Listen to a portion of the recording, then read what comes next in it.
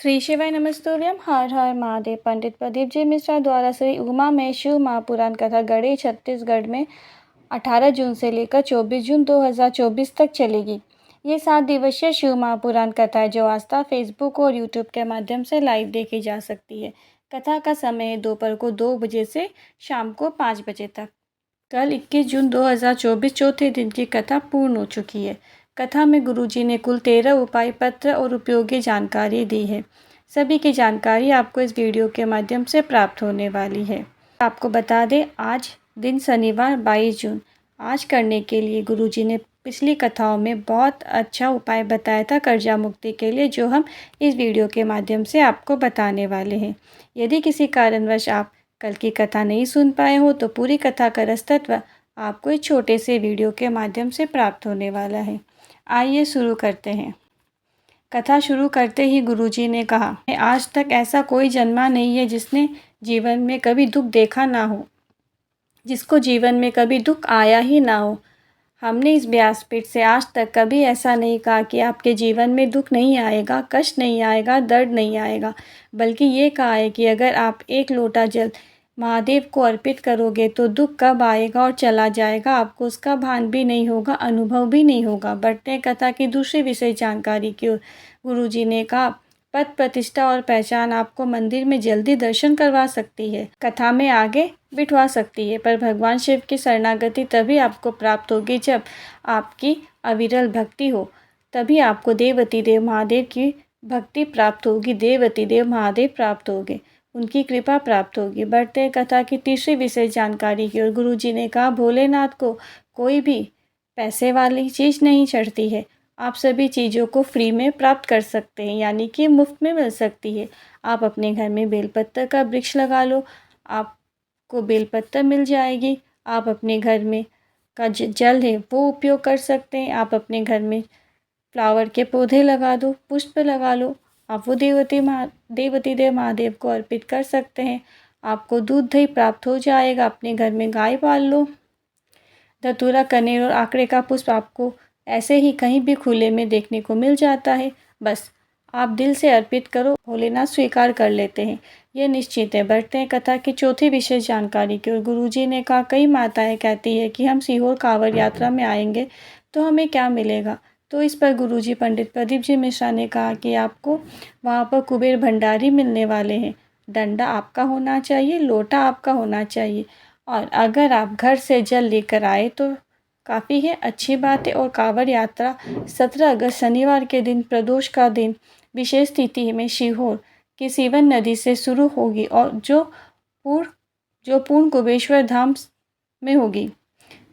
बढ़ते हैं कथा की पांचवी विशेष जानकारी की ओर। गुरुजी ने कहा, कथा 24 जून को पूर्ण हो जाएगी गढ़ई छत्तीसगढ़ में, जो अभी चल रही है, और इसके बाद अगली शिव महापुराण कथा जो होगी विदिशा में गिरधर कॉलोनी में 30 जून से शुरू हो जाएगी। गुरुजी ने कहा, यह कथा 30 जून से लेकर 6 जुलाई तक चलेगी। ये 7 दिवसीय शिव महापुराण कथा है। बढ़ते कथा की छठी विशेष जानकारी की ओर।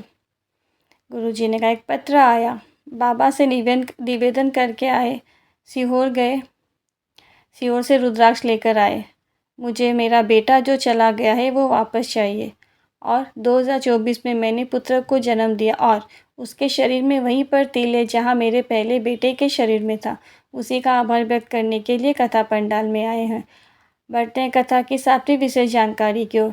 जगदम्बा जी पत्र लेकर आए, आपकी शिव महापुराण ने ना जाने कितने घरों को संवार दिया है। मेरे पति 20 साल से शराब पीते थे। हम सब बहुत परेशान थे, बहुत कष्ट में जीवन निकल रहा था, व्यतीत हो रहा था। मैंने तिल्दा नेवड़ा की कथा पंडाल में बैठकर सुनी, पति को भी लेकर आई और पंडाल में बैठे बैठे मैंने भोलेनाथ से कामना कर दी कि बाबा इनकी शराब छुड़वा दीजिए, ऐसा कुछ कृपा कीजिए। और मैंने पशुपतिनाथ का व्रत भी शुरू कर दिया और आज साल भर होने वाला है, मेरे पति ने शराब को हाथ तक नहीं लगाया है, यहाँ तक कि उन्हें शराब से घृणा हो गई है। इसी का आभार व्यक्त करने के लिए कथा पंडाल में आई हूँ। बढ़ते हैं कथा की आठवीं विशेष जानकारी की ओर। कावेरी शर्मा जी पत्र लेकर आई, मेरे पति के गले में कैंसर हो गया था, मुझे पता ही नहीं था कि शिवजी पर जल चढ़ा हुआ और बेलपत्र कितना महत्व है। आपने कथा में कहा डॉक्टर को दिखाओ, हमने डॉक्टर को दिखाया। आपने कथा में जांच भी कराने को कहा, हमने जांच भी करवाई। साथ ही हमने भोलेनाथ पर विश्वास भी रखा और आज मेरे पति पूरी तरह से ठीक हो गए। इसी का आभार व्यक्त करने के लिए कथा पंडाल में आई हूँ। बढ़ते हैं कथा की 9वीं विशेष जानकारी की ओर। राज दुलारी जी पत्र लेकर आई। मेरे 3 पुत्र हैं और तीनों पुत्रों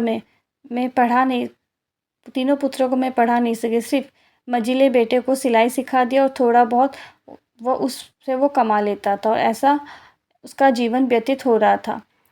पति तगाड़ी उठाने का कार्य करते हैं और मुंगेली की शिव महापुराण कथा में मेरे बड़े बेटे और छोटे बेटे को लेकर कथा पंडाल में कथा सुनने को आई। बाबा की कृपा से ऐसी हुई कि मेरा बड़ा बेटा और छोटा बेटा दोनों ही सरकारी नौकरी में लग गया। इसी का आभार व्यक्त करने के लिए कथा पंडाल में आई हूँ। बढ़ते हैं कथा की 10वीं विशेष जानकारी की ओर। गुरुजी ने सभी से एक बार फिर से निवेदन किया है। गुरुजी ने कहा कि खूब पढ़ो, खूब मेहनत करो और खूब मन लगा के पढ़ाई करो। अपने कर्म करने में पीछे मत हटो, पर एग्ज़ाम देने से पहले भोलेनाथ के मंदिर में जाकर एक बेलपत्र की बीच वाली पत्ती पर शहद लगाकर शिवलिंग पर चिपका दो। आपकी मेहनत और बाबा का विश्वास जब आपके साथ होगा तो आपको सफलता निश्चित ही प्राप्त होगी। बढ़ते हैं कथा की 11वीं विशेष जानकारी की ओर।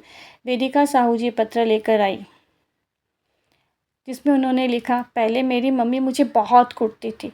जब से मैंने शंकर भगवान के मंदिर पर एक लोटा जल चढ़ाना शुरू किया तब से मेरी मम्मी ने मुझे कूटना बंद कर दिया। ऐसा सुनकर कथा पंडाल में सभी लोग और यहाँ तक कि मेरे घर में भी सभी लोग हंसने लगे, आनंद की अनुभूति करने लगी। और इसके बाद पत्र में आगे जो लिखा था उसका एक कारण ये था कि वो पढ़ती नहीं थी, इसीलिए मेरी मम्मी मुझे खूब पिटाई करती थी। पहले मैं पढ़ती नहीं थी इसलिए मेरी मम्मी मुझे खूब पिटाई करती थी। और आपने कहा ना, खूब मेहनत करो और साथ में शिवलिंग पर जल चढ़ाना शुरू करो, आपकी सफलता प्राप्त होगी ये निश्चित है। और मैंने ऐसा ही करना शुरू किया।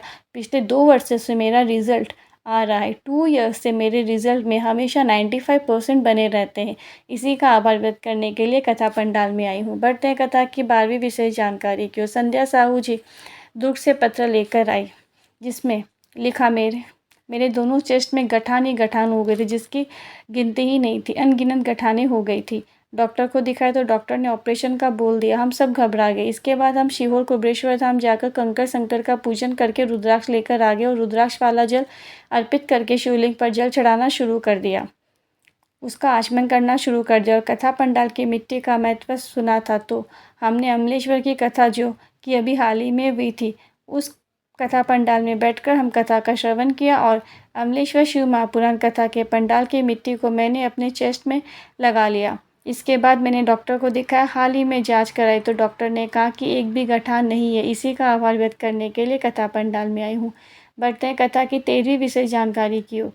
आज 22 जून 2024 शनिवार का दिन है। आपको ऐसा कौन सा उपाय करना है जिससे कि आपको कर्जे से मुक्ति मिले, धन संपदा की अगर कमी है तो धन संपदा की कमी दूर होकर आपके घर में लक्ष्मी का आगमन हो। इसके लिए आपको शनिवार के दिन प्रत्येक शनिवार को प्रदोष काल के समय यानी कि जैसे कि सूर्यास्त होने वाला उस वक्त आपको एक गोल बत्ती का घी का या सरसों के तेल का दीपक आपको पीपल वृक्ष के नीचे प्रज्वलित करना है। ऐसा आपको प्रत्येक शनिवार को करना है। ऐसा करने से आप खुद देखोगे आपके सर पर जो कर्जा चढ़ा हुआ है वो कर्जों से मुक्त हो जाओगे, आपके व्यापार में उन्नति होगी, नौकरी में प्रमोशन होगा। अगर आपको नौकरी नहीं मिल रही है तो नौकरी भी जल्दी मिल जाएगी। कई लोग इस उपाय को करके लाभ प्राप्त कर रहे हैं। आपके घर में माता लक्ष्मी के साथ साथ नारायण भी प्रवेश कर जाते हैं और आपको लक्ष्मी और नारायण की दोनों की विशेष कृपा प्राप्त होगी। आज की वीडियो में बस इतना ही। मेरे द्वारा दी गई जानकारी जरा भी हेल्पफुल लगी हो तो कमेंट में हर हर महादेव लिख के फिर मिलती हूँ नए वीडियो के साथ। तब तक के लिए श्री शिवाय नमस्तुभ्यम। हर हर महादेव।